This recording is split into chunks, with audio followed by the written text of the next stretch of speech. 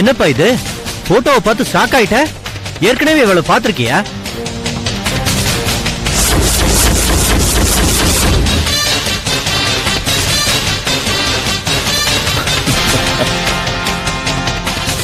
வேலை முடிஞ்சிடும், நீங்க போங்க சார்.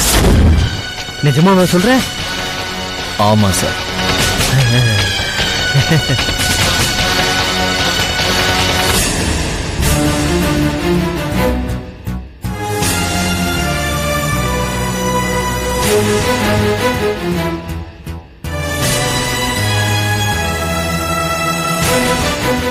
அம்மா, என்ன வேலைம்மா?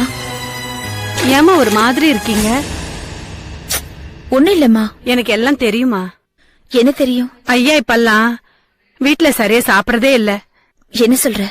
கிச்சன்ல இருக்கிற தொட்டில குப்பை தான் நான் பாக்குறேனேமா. இங்க பாரு வேலைம்மா, இதெல்லாம் எனக்கு பிடிக்காது. வந்தவன் வேலைய பார்த்தவன் இருக்கணும். இதான் உனக்கு கடைசி சான்ஸ். போ பேசாம. சரிம்மா.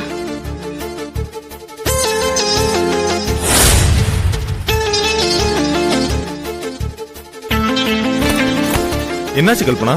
ஏன் உங்களை திட்டுற? ஒழுங்கா பாத்திரம் தேய்க்கவே துப்பு கிடையாது. நம்ம 2 பேருக்குள்ள என்ன நடந்துட்டு இருக்குன்னு ஸ்பை வேலை பாக்குறான். என்ன, எனக்கும் இன்னொரு பொண்ணுக்கும் ஏதாவது கான்டாக்ட் இருக்க மாதிரி வத்தி வச்சாளா? ஏன் இப்படி சொல்றீங்க?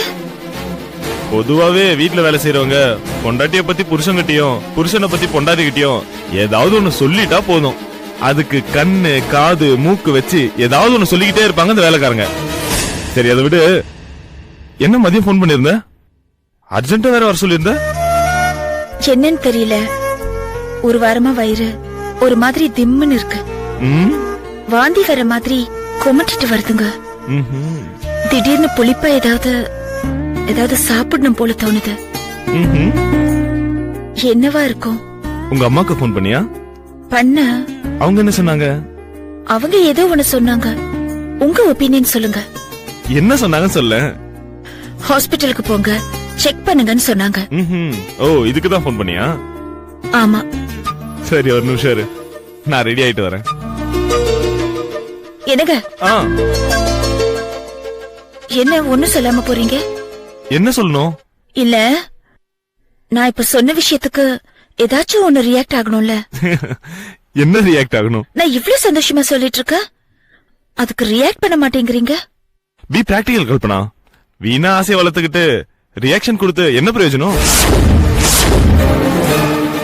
டாக்டர் கிட்ட போறோம்ல, அவங்க செக் பண்ணி சொல்லட்டும். பாசிட்டிவா இருந்தா 2 பேரும் ஒன்னா ஒரு நாள் உட்காந்து மாத்தி மாத்தி ரியாக்ஷன் கொடுத்துப்போம். சரியா? ஒரு 2 minutes, நான் ரெடி ஆயிட்டு வந்துடுறேன். என்னங்க? ஹாஸ்பிட்டலுக்கு போறோமா? எஸ், போறோம்.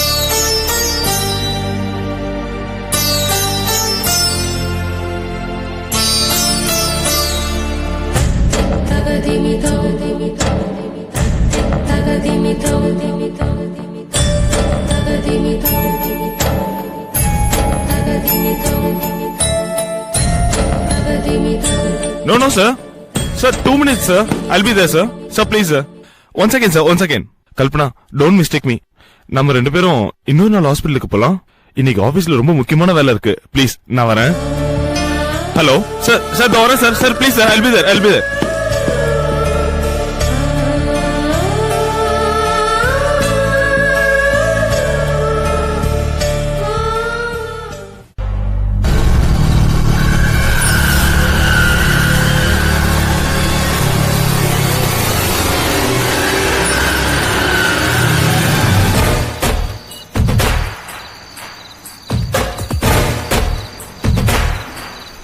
சொன்னதெல்லாம் ஞாபகம் இருக்கா? பக்கா. அவ புருஷன் இப்ப வீட்டுல இல்ல. இல்ல, அர்ஜென்ட்டா மீட்டிங் இருக்குன்னு ஆபீஸுக்கு கூப்பிட்டுருக்கேன். ஆபீஸ்ல எனக்காக வெயிட் பண்ணிக்கிட்டு இருக்கேன். இன்னும் 10 நிமிஷத்துல ஆபீஸ்ல அவங்க கூட போய் நான் ஜாயின் பண்ணிடுவேன். 15வது நிமிஷத்துல நீ வேலையை முடிச்சு. ஓகே? ஓகே. ஆமா சார், பணம் எப்ப தருவீங்க? யோ, இவ்வளெல்லாம் பண்றேன், என்னையே சந்தேகப்படுறியா? என்ன சார் பண்றீங்க? பண்றேன்னு புலம்புறீங்க.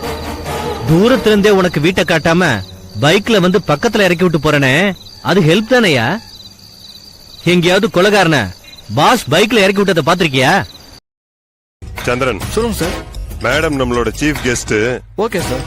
இன்னைக்கு இங்க தான் தங்க போறாங்க. சரி. நீ ஜாக்கிரதையா பாத்துக்கணும். Okay sir. சரியா? ஓகே.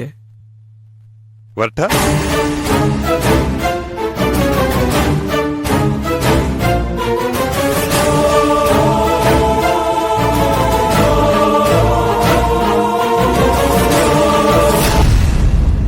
சொர்க்கத்தின் முகவரி இதுதான் காட்மேன்ங்கிற போதை மருந்துக்கு பெட் நேம். இதுவரைக்கும் சிங்கப்பூர், துபாய், அமெரிக்கா போன்ற நாடுகளில் உள்ள மெகா கோடீஸ்வரர்களை தாலாட்டி சந்தோஷப்படுத்தியிருக்கிற இந்த போதை அரக்கன் இப்போது இந்தியாவுக்குள்ளும் நுழைய ஆரம்பித்திருக்கிறது. இதுவரை டெல்லி, மும்பை, கல்கத்தான்னு வட இந்தியாவை மயக்கத்தில் மூழ்க வைத்த இந்த போதை அரக்கன் இப்போது தென்னிந்தியாவுக்குள்ளும் நுழைய ஆரம்பித்திருக்கிறது. இந்த காட்மைன் எப்போது, யாரால், எங்கிருந்து வருகிறது என்பதை கண்டுபிடிக்க பயங்கர பிரயத்தனம் செய்து வருகிறோம். கண்டிப்பா இறந்து போன அந்த பௌர்ணமி மாவுக்கும் காட்மைன் போதைப் பொருள் கடத்தல்காரர்களுக்கும் இது தொடர்பு இருக்குமோன்னு சந்தேகமா இருக்கு. இருக்கலாம். நாடு எங்க போயிட்டு இருக்குன்னே தெரியல சார். புதுசு புதுசா போதை மருந்துங்க, அதுக்கு அடிமையாகிற அப்பாவிங்க. இந்த மாதிரி போதை மருந்த வித்தாலும் சரி, வாங்கினாலும் சரி, மரண தண்டனைன்னு ஒரு சட்டம் கொண்டு வரணும் சார். அப்பதான் இதுக்கெல்லாம் விடிவு காலம். கரெக்ட் வர்கீஸ். எந்த நாட்டுல சட்டங்கள் கடுமையா இருக்கோ அங்க குற்றங்கள் இல்ல. இந்தியாலையும் சட்டங்கள் கடுமையாக்கப்படணும். அப்பதான் குற்றவாளிகளோட எண்ணிக்கை குறையும். இந்தியாவுல எந்த சட்டம் வந்தாலும் சரி, அது ஏழைகளுக்கும் நடுத்தர வர்க்கத்துக்கும் மட்டும்தான். பணக்காரர்களுக்கும் அரசியல்வாதிகளுக்கும் அது செல்லாது. கரெக்ட். சட்டம்ங்கிறது excuse me. Hello,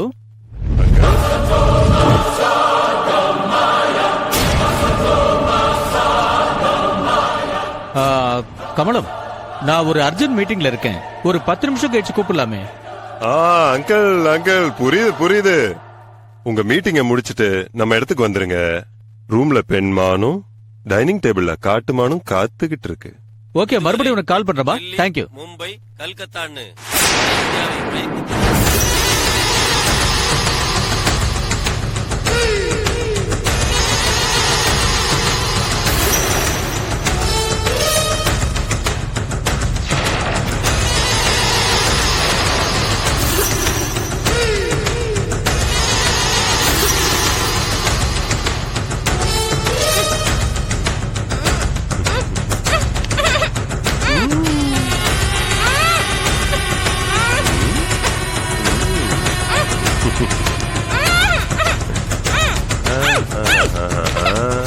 relax relax relax.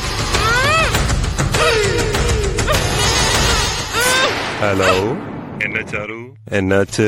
Siva கிட்ட இருந்து ஒரு ரெஸ்பான்ஸ் கூட வரல. நான் வெயிட் பண்ணிட்டு தான் இருக்கேன். எனக்கு இன்னும் ஒரே ஒரு நாள் டைம் கொடுங்க ப்ளீஸ். நல்லா கதை பேச கத்துக்கிட்ட சாரு. மரியாதையா சொல்றேன், இந்த டிராமா போடுற வேலையெல்லாம் விட்டுட்டு ஒரிஜினலை கொண்டு வந்து கொடுக்கற வழியை பாரு. ப்ளீஸ் ப்ளீஸ், நான் சொல்றத கொஞ்சம் நம்புங்க. எனக்கு இன்னும் ஒரே ஒரு நாள் டைம் கொடுங்க. நான் எப்படியாவது சிவாவை கன்வின்ஸ் பண்ணி அந்த ஒரிஜினல் வீடியோ உங்க கையில நான் கொடுத்துறேன். இன்னொரு தடவை இந்த எக்ஸ்கியூஸ் எல்லாம் கேக்குற வேலையை விட்டுடு. எனக்கு ஒரிஜினல் வேணும். ப்ளீஸ் ப்ளீஸ், நான் சொல்றத கொஞ்சம் நம்புங்க. Hello hello hello.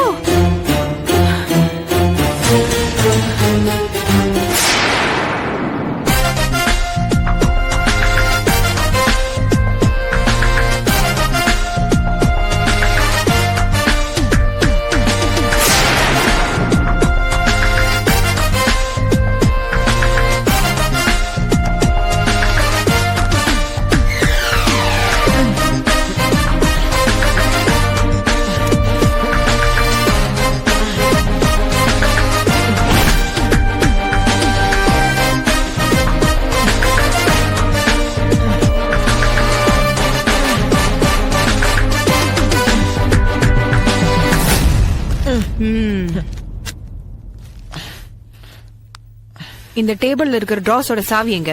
எனக்கு தெரியாது மேடம். மரியாதையா சொல்லு. சொல்லிடுறேன் மேடம்.